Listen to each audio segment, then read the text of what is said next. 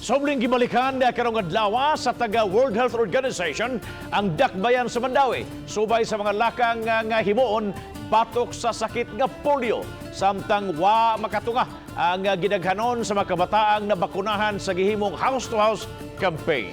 Si Nico Serino adunay live exclusive report. Nico?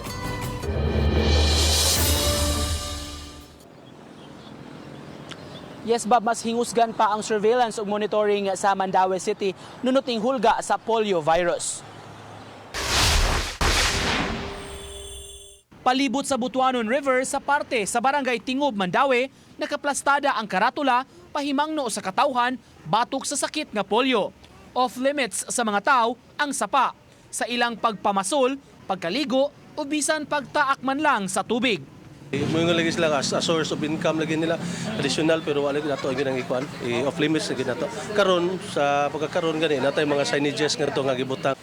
Dinhi ni atong gibarugan nga bahin sa Butuanon River Utlanan sa barangay Kasuntingan ug barangay Tingob sa Pikas Bahin nakuha katong water sample nga nagpositibo sa polio virus.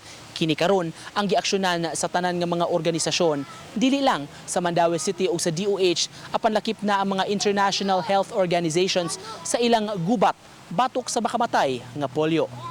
Sa Tingob Health Center, nakigtigom ang Mandawi City Health Officer sa bisita nga taga World Health Organization. May representante usab gikan sa United States Center for Disease Control o CDC nga miabag sab alang sa pagpakigbatok sa polio. Gipasalig nila kooperasyon sa pagpangita sa mga posibleng kaso sa maong sakit, pagpalapad sa pagkuha og samples ug paghatag og mga vaccines mismo. Kaganihang buntag, ang team personal nga miinspeksyon sa parte sa sapa. Sa may sitio Turil, lakip sa obserbasyon nila ang hugaw nga tubig sa sapa. Bisan hugaw sa tao, yano rasab nga nagpasad. To observe lang sa place kay para yun na yung actual picture. Maura to confirm lang sa lugar. Maura tuyo.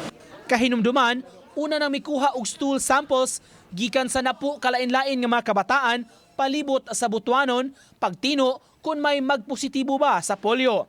Sa inisyal nga resulta, 8 kanila negatibo hinuon sa sakit ug may 2 ka samples nga pending pa. We will provide polio vaccine.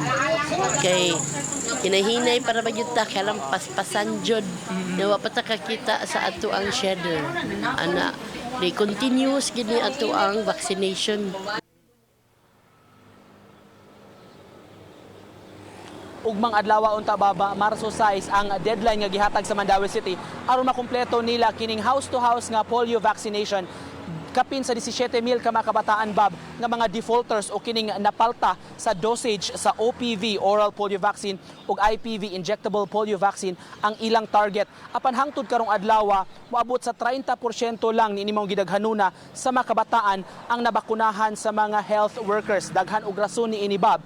Dunay mga ginikanan nga nagdumili gyud pagpa-inject sa ilang mga bata. Doon na sa uban nga naglisod sila og pangita sa mga bata human milangyaw. Apan giklaro ni Dr. Tirado nga bisan pa nining deadline nga ugma unta adlaw, ipadayon gihapon nila ang pagpabakuna og pag house to house gyud aron nga makontrol ang hulga sa polio. Bob.